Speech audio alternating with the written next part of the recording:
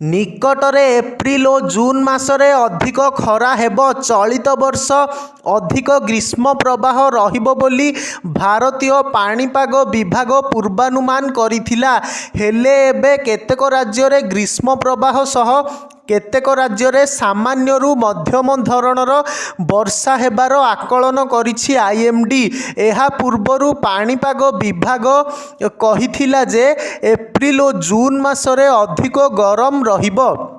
ସାଧାରଣତଃ 4ରୁ 8 ଦିନ ଗ୍ରୀଷ୍ମ ପ୍ରବାହ ଧାରା ଜାରି ରହେ। ହେଲେ ଚଳିତ ବର୍ଷ ଦେଶର ବିଭିନ୍ନ ଅଞ୍ଚଳରେ 10ରୁ 20ଟି ଗ୍ରୀଷ୍ମ ପ୍ରବାହ ଦେଖିବାକୁ ମିଳିବ ବୋଲି କହିଥିଲା। ପାଣିପାଗ ବିଭାଗ ଅନୁସାରେ ଉତ୍ତର ଆଭ୍ୟନ୍ତରୀଣ କର୍ଣ୍ଣାଟକ, ଓଡ଼ିଶା, ପଶ୍ଚିମବଙ୍ଗ, ଝାଡ଼ଖଣ୍ଡ, ତେଲେଙ୍ଗାନା ଏବଂ ଆନ୍ଧ୍ରପ୍ରଦେଶର କିଛି ଅଞ୍ଚଳରେ ଏପ୍ରିଲ 7 ତାରିଖ ଯାଏଁ ଗ୍ରୀଷ୍ମ ପ୍ରବାହ ସ୍ଥିତି ଦେଖା ଦେଇପାରେ। ରାତିରେ ବି ଗରମ ହୋଇପାରେ ବୋଲି ପାଣିପାଗ ବିଭାଗ କହିଛି। ସେହିପରି ଏପ୍ରିଲ 5 ପର୍ଯ୍ୟନ୍ତ ଗରମ ଓ ଆର୍ଦ୍ରତା ଭଳି ପାଗ କେରଳ, ମାହେଲ, ତାମିଲନାଡୁ, ପୁଡୁଚେରୀ, କର୍ଣ୍ଣାଟକ ଉପକୂଳବର୍ତ୍ତୀ ଏରିଆ, ଗ୍ୟାଙ୍ଗଟକ୍, ୱେଷ୍ଟବେଙ୍ଗଲ, ଓଡ଼ିଶା ଏବଂ ଆନ୍ଧ୍ରପ୍ରଦେଶର କିଛି ଅଞ୍ଚଳରେ ଦେଖାଯିବ। ପାଣିପାଗ ବିଭାଗର ସଦ୍ୟତମ ଖବର ଅନୁସାରେ ଭାରତର ଉତ୍ତର ପୂର୍ବ ରାଜ୍ୟରେ ଏପ୍ରିଲ 9 ତାରିଖ ପର୍ଯ୍ୟନ୍ତ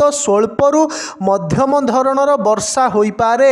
ଅରୁଣାଚଳ ପ୍ରଦେଶ, ଆସାମ, ମେଘାଳୟ, ନାଗାଲାଣ୍ଡ, ମଣିପୁର, ମିଜୋରାମ ଏବଂ ତ୍ରିପୁରାରେ ସ୍ୱଳ୍ପରୁ ମଧ୍ୟମ ଧରଣର ବର୍ଷା ହୋଇପାରେ ବୋଲି ବିଭାଗ କହିଛି।